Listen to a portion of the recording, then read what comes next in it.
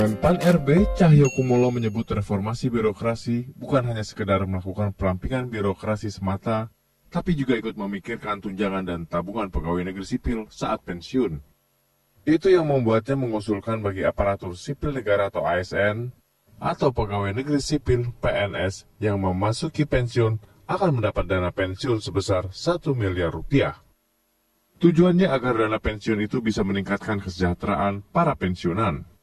Cahyo juga mengklaim idenya itu sudah dikomunikasikan ke Menteri Keuangan Sri Mulyani. Dia juga sudah bertemu dengan pihak PT Bank Tabungan Negara Persero terkait wacana ini. Namun belakangan Cahyo meluruskan pernyataannya terkait dana pensiun PNS tersebut. Ia mengaku tak pernah mengusulkan pemberian dana pensiun 1 miliar untuk PNS saat berbincang dengan Menteri Keuangan Sri Mulyani. Menurutnya pembicaraannya bukan usulan tentang PNS dapat dana pensiun 1 miliar, namun yang dibicarakan adalah pengelolaan iuran bulanan ASN yang dikelola PT Taspen. Ketua Umum Korpri Zudan Arif Fakrullah menyebut soal tunjangan hari tua bagi PNS hal penting yang harus dipikirkan. Menurutnya reformasi birokrasi tidak hanya dengan memotong struktural birokrasi, namun juga mulai membenahi kerangka regulasi, sistem karir, kesejahteraan dan perlindungan hukum. Untuk itu, agar pensiunan punya tunjangan hari tua yang pantas, pihaknya telah menggandeng PT Taspen dan seluruh anak perusahaannya untuk bekerja sama.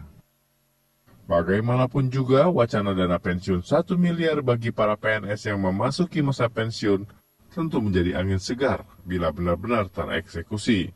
Kendati masih sumir bagaimana skema itu nantinya. Tim Liputan Berita 1.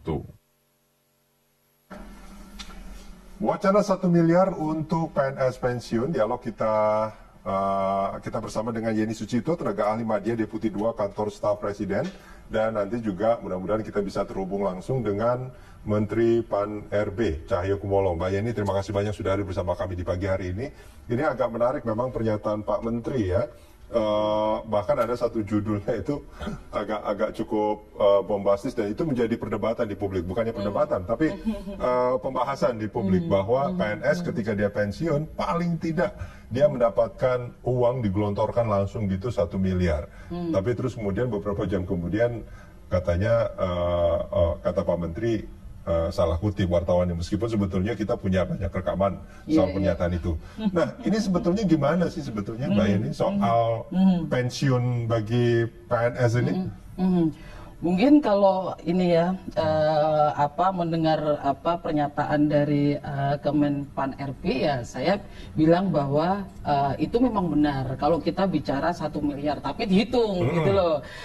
Mungkin tidak secara komprehensif disampaikan secara teknis ininya ya, operasionalisasinya bahwa ada skema yang berubah dari PSYugo menjadi fully funded. Oke, ini ada perubahan skema. Fully funded ya. Kalau dulu PSYugo itu kan diberikan ketika ketika pegawai itu pensiun langsung dari APBN sehingga kemudian itu yang menyebabkan pembekakan di APBN rata-rata dalam 1 tahun 5 sampai 6 triliun. Nah, ketika kemudian skema fully funded itu dikenakan di tahun 2018, ini adalah skema yang kemudian menjadi bagian dari sistem yang yang dirombak, bagian dari reformasi birokrasi, tetapi bicara soal aspek kesejahteraan PNS. Artinya di sini skemanya adalah skema ini kemudian tidak bicara 75% dipotong dari 75% diberikan kepada teman-teman PNS kan begitu, tetapi fully funded itu adalah skemanya dia bisa full didapatkan, tetapi itu adalah kombinasi antara APBN dengan iuran sumber anggarannya. Ketika ditotal ketika umpamanya dia masuk usia 30 tahun, ketika dia keluar pada usia 50-an tahun itu bisa kemudian dia menerima antara 1,2 sampai 1,5 miliar. Itu pun di golongan yang paling rendah loh ya. Fully funded itu tadi. Mbak Yeni, ini kita sudah terhubung dengan Pak Cahyo. Pak Cahyo, selamat pagi. Selamat pagi Mas Arief, Mbak Yeni, terima kasih. Halo, selamat pagi. Pak Cahyo, ini sebetulnya gimana soal PNS pensiun dapat 1 miliar minimal ini gimana sebetulnya Pak Cahyo? Sebenarnya tadi kan disampaikan awal oleh Mbak Yeni itu benar ya. Jadi begini, saya berangkat dari pikiran Asabri dulu ya. Itu kan anggota TNI Polri dipotong. Harusnya kalau ada yang meninggal, kalau ada yang pensiun, itu juga dapat santunan dong, dapat dari tabungan yang disimpan di Asabri lah. PNS itu ada 2 skema. Satu, dia dapat pensiun dari APBN, itu dari iuran pegawai, kalau nggak salah 2%. Mungkin kalau Ibu Menteri Keuangan sedang juga menyusun skema, mungkin nggak ditambah subsidi pemerintah, supaya pensiunan itu juga meningkat. Dan saya kira bagian daripada reformasi birokrasi untuk kesejahteraan. Nah, tapi juga sama, begitu pegawai negeri pensiun itu mendapat uang dari taspen, tabungan. Kayak saya lah, saya hampir 30 tahun dari anggota DPR, saya dapat pensiun 4,7 juta per bulan, tapi juga pada saat saya pensiun, saya dapat uang dari taspen lebih kurang di atas 100 jutaan ini. Nah, kemudian kami undang taspen. Pak Menteri, maaf saya potong. Itu yang dari taspen itu yang sampai berapa tadi? 100 lebih. Itu per bulan atau sekali bayar? Langsung. Yang saya kemarin paling tinggi 1 miliar itu taspen, bukan pensiun. Maaf, taspen. Oke, artinya sebetulnya yang dimaksud sama Pak Menteri, ketika PNS ini pensiun, ketika dia pensiun dia langsung mendapatkan 1 miliar tabungannya sebetulnya. Iya, tabungannya. Dari taspen. Itu yang harus diatur. Kalau mulai dari pegawai baru dia masuk sampai dia pensiun, iurannya dibahas bersama, mau dipotong berapa, kemudian taspen mengelola dengan baik, itu bisa. Itu kan paling tinggi ya, paling tinggi maksimum 1 miliar. Karena sekarang rata-rata itu tabungan PNS-nya sendiri sebetulnya yang dikelola oleh taspen gitu ya? Iya, taspen yang dikelola. Dan sehingga begitu dia pensiun, tidak langsung kaget terima uang kecil dari hasil selama ini dia kerja, tapi dia ada modal. Nah, selama ini PNS ini rata-rata 70 sampai 100 juta dapatnya. 70 sampai 100 juta. 100 jutaan. Tabungannya. Tabungan begitu dia sekian puluh tahun pensiun.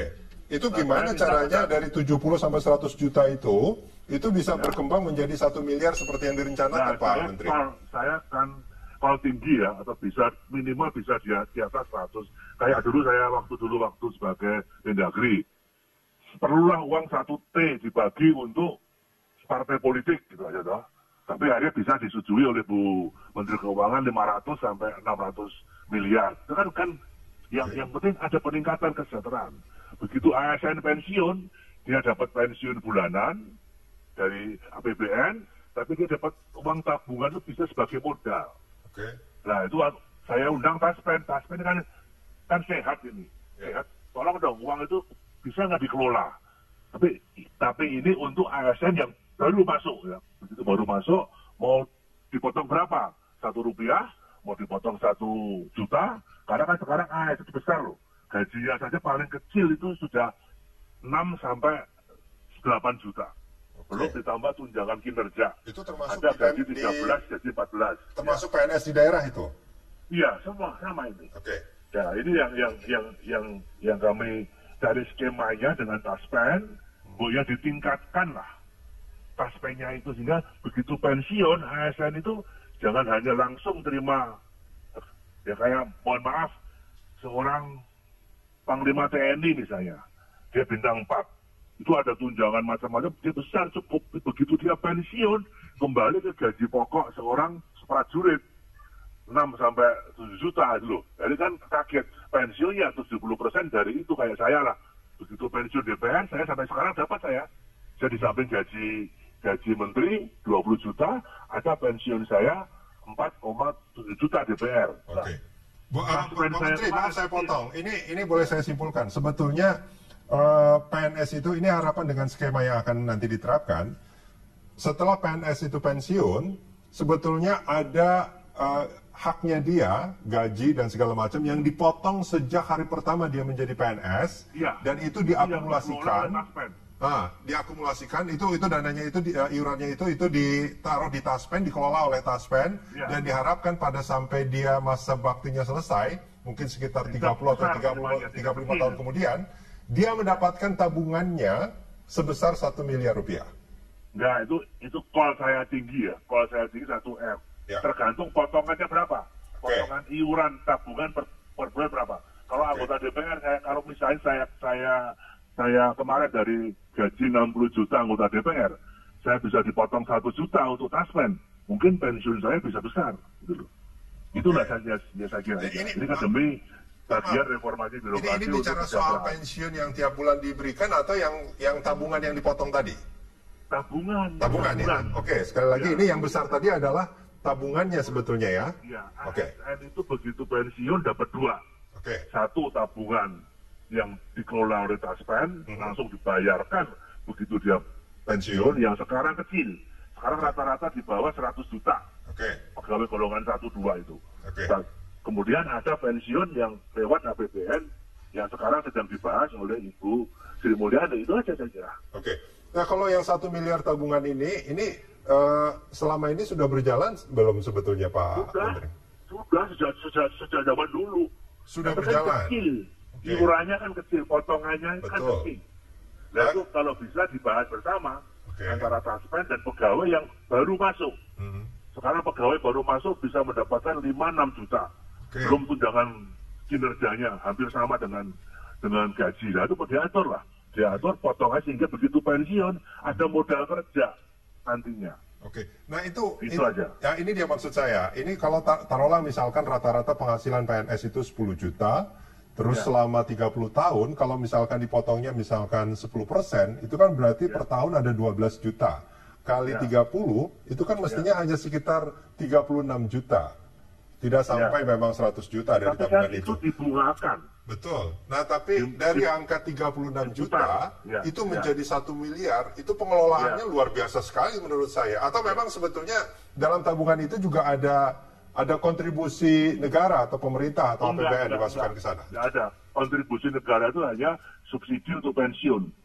Pensiun yang diterima bulanan. Nah, untuk potongan yang tadi Mas sebutkan 12 juta, itu kan bisa dinegosiasikan dengan pegawai.